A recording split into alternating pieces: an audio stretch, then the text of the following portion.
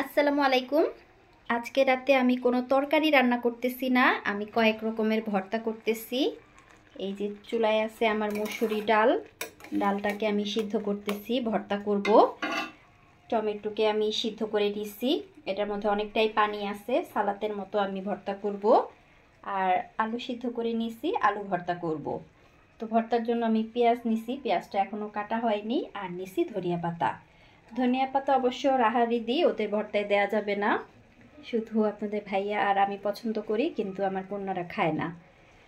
আর ডাল ভর্তার মধ্যে আমি দিব হচ্ছে ভাজা তেল আর ভাজা শুকনো মরিচ, কিন্তু অন্যান্য ভর্তায় দিব আবার ভাজা মানে তেল ছাড়া শুধু ভাজা শুকনো মরিচ। আলু ভর্তার মধ্যে আর টমেটো সালাতের মধ্যে দিব এরকম মরিচ। ডাল ভর্তার জন্য আমি আবার তেল দিয়ে মানে মরিচটা ভেজে নিতেছি। ডালটা এখনো আমার সিদ্ধ হয় নাই, আর একটু পানি আছে, একদম শুকনো শুকনো হয়ে যাবে।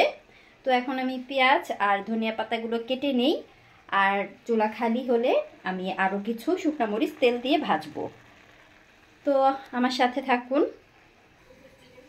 3টা ভর্তার জন্য পেঁয়াজ কেটে নিছি, ধনিয়া পাতাও কেটে নিছি। এখন আমি আলুটাকে একটু ম্যাশ করে নেই। আলুটা ঠান্ডা হয়ে গেছে, এজন্য আর পটেটো মেশার না দিয়ে আমি হাত দিয়ে এটাকে ডলে নিতেছি। আলু ভর্তা করতে গেলে আমার 2 রকম আলু ভর্তা করতে হয়। আপনাদের ভাইয়া পছন্দ করে কাঁচা মরিচ, ধনিয়া পাতা, কাঁচা পেঁয়াজের ভর্তা। আর আমার কন্যারা পছন্দ করে শুকনা মরিচ, ভাজা তেল এবং শুকনা মরিচের ভর্তা।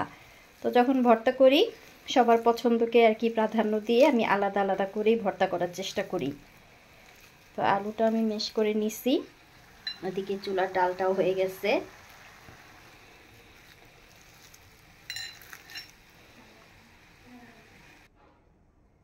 আলু ভর্তা আর টমেটো সালাতের জন্য আমি পেঁয়াজ আর মরিচ একসাথে মাখিয়ে নিতেছি।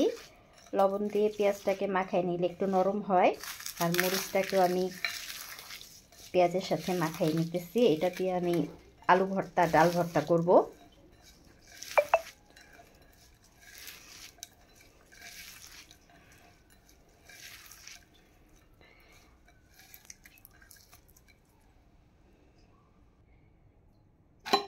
এর মধ্যে কিছু সরিষার তেলও দিয়ে দিতেছি। আমি আসলে একা একা এক হাতে ভিডিও ধরছি, আর এক হাতে আমি কাজ করতেছি। আপনাদের ভাইয়া একটু ব্যস্ত, যার কারণে ডান হাতে আমার সব কিছু ধরতে হইতেছে। তো আমি অর্ধেকটা দিব ভর্তাতে, এই জন্য অর্ধেকটা আমি এখানে রাখলাম, এটার মধ্যে করব। আর এই যে আলুটা আমি ম্যাশ করে রাখছি, আলুটা আমি এর মধ্যে মিক্স করে নিতেছি। পরে শুধু আলাদা করে ধনিয়া পাতাটা মিক্স করব। আমার কাছে এরকম আলু ভর্তাটা ঘি দিয়ে খেতে অনেক ভালো লাগে। ভাত খাওয়ার সময় গরম গরম ভাতের সাথে আলু ভর্তা আর ঘি, আহ কি মজা! তো আলু ভর্তাটা হয়ে গেছে, আলু ভর্তার মধ্যে আমি পরে আলাদা করব।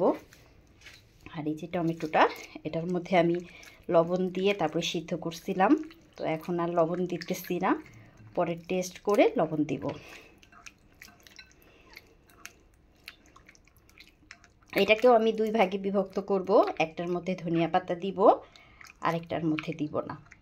তো এখন বাকি হচ্ছে আমার ডাল ভর্তা। ডালটা সিদ্ধ হয়ে গেছে, আর ডালের জন্য আমি আবার তেলের মধ্যে পেঁয়াজ না সরি এটা হচ্ছে শুকনা মরিচ, তেলের মধ্যে আমি শুকনা মরিচ ভেজে নিছি। এই তেল দিয়ে আর শুকনা মরিচ দিয়ে ডাল ভর্তা করব।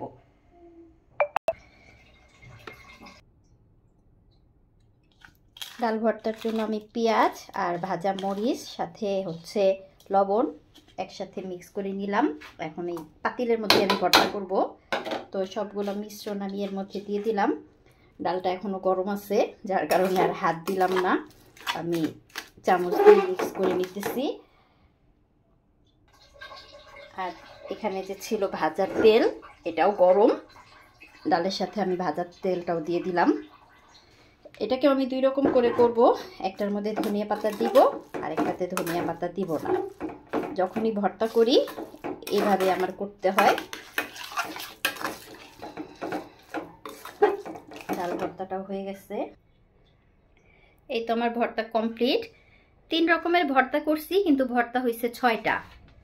এই হচ্ছে ধনিয়া পাতা ছাড়া টমেটোর সালাদ, ধনিয়া পাতা ছাড়া ডাল ভর্তা আর ধনিয়া পাতা ছাড়া আলু ভর্তা।